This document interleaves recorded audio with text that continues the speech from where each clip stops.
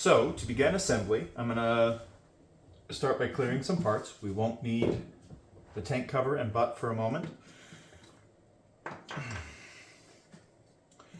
Let's start with the Hammer7 body. In order for DAM magazines to feed, areas of the body need to be removed, filed down, cut and filed, milled, any way works, to allow the DAM magazine, or PE CF20, to actually seat. Then I have drilled an additional small hole there for the CF20 Pro magazine, because it has a small nub at the front. Once that modification is done, this body is ready to accept the magazine well. The magazine well is one piece and slides on and is held on by 2 screws attaching it to the grip and 1 screw from the front using the pump guide rod.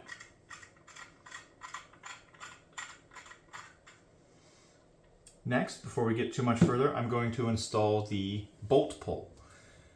These 2 set screws will thread into the bolt right there. This model slides in from the back. There are differences in Hammer7 bodies. Some have a continuous rail and some have a mill cut in the back. This will work with either. The continuous rail models have an advantage in that they will stop the bolt from flipping up when it is in the back position, whereas bodies like this one with the mill cut will slip up a little. These set screws can be tightened until they are flush, and then the bolt will move. Next, we need to modify the ASA. I've already unthreaded the power tube valve cap assembly, and we're going to thread it into the SSC 1/8" NPT ASA adapter. It's like saying adapter. Oops. All right. For actual assembly, you'll want to make sure that that's a little more snug. A quick wrench turn should be fine. This has 1 screw hole on the bottom. This needs to be located correctly when we go to install so that the frame screw will actually thread into that. If it's off, that won't work. We are not going to install that yet until we get to the grip frame. This should come installed, but I'm going to show it as if it were out. This ASA slides in, and then 2, I think they're 20mm M5 screws go into some heat set inserts down in there and keep the ASA in place. All right. Then we can install the upper ASA with its little piece of macroline. This is just going to set into the macroline fitting that's down in there. And before we install it on the body, I'm going to show you how to remove this. You'll need a small precision flathead screwdriver, and you're going to use this access hole right here. And this is difficult to show on camera, but you're going to touch the top of the macroline fitting and push down towards the bottom of the marker, and that will release the tension on the macroline fitting and allow you to remove this. That's just good to know. All right, we're going to install this, and we're going to make sure that frame hole I talked about earlier is properly indexed. There we go. So now when we install this into the body, it'll work. We're going to slide this in. Now, because of the trigger and the sear, you may have to pull the trigger, and I have mine cocked, which may cause it to fire. Of course, the system is not gassed up, so it shouldn't be much of an issue. He says, as he has an issue. There it goes. Once that's in, we can take the two smaller M5 button head screws and secure the mag weld to the grip frame.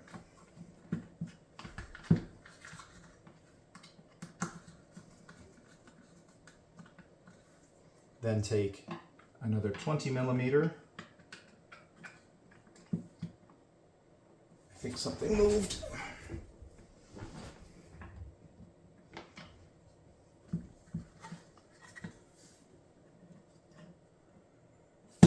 Make sure we get that screw hole lined up.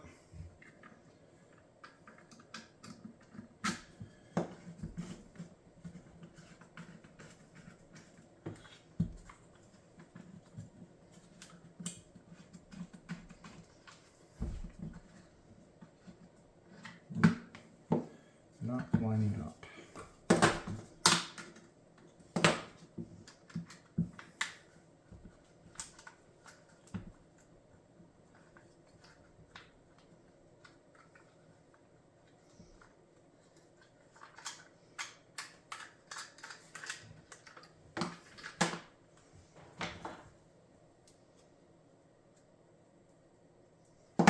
I'm having to push the ASA towards the barrel, just a small amount. And now I've got it captured and torqued in. At this point, if you attach air, this system is functional.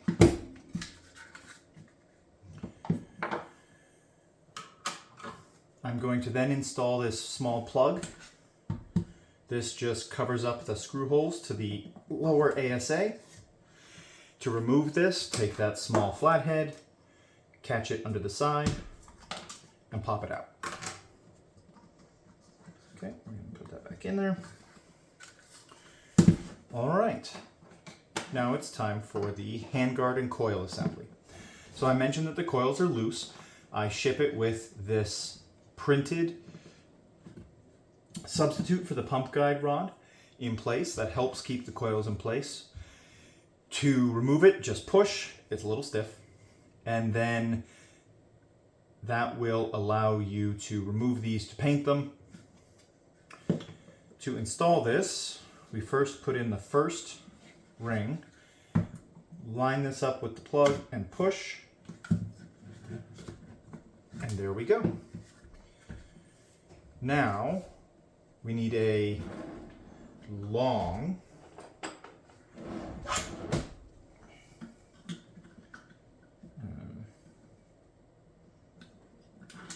screw to get in there. I'm going to go ahead and pull this guide rod all the way out.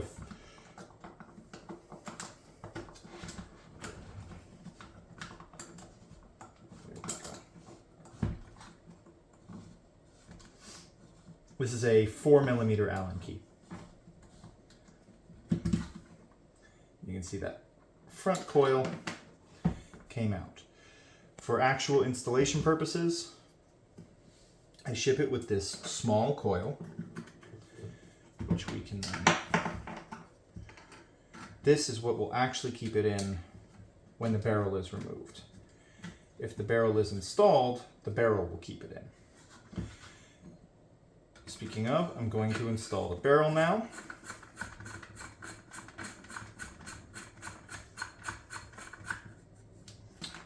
And then slide the gas tube on from the front. There is a small set screw down here under the handguard. This keeps the gas tube in place. Does not need to be particularly tight to hold that. Depending on what barrel you are using, you may be able to freely install and uninstall the barrel with the gas tube installed. All right. Then we can thread on our muzzle device. This one is threaded for 22mm barrels. I will certainly make it for 7/8 as well. All right, and that is just about complete. We could then install our tank. I don't have a 13 CI 4500. I have a 13 CI 3000. A little bit of air in it.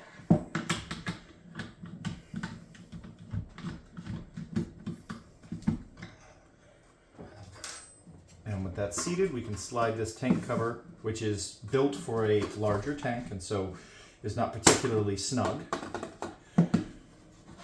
And now we have a complete functioning Helbore las gun. I should mention this will not move forward with this magazine because it has the PE extended followers. That is the Helbore las gun for the Hammer 7. Thank you.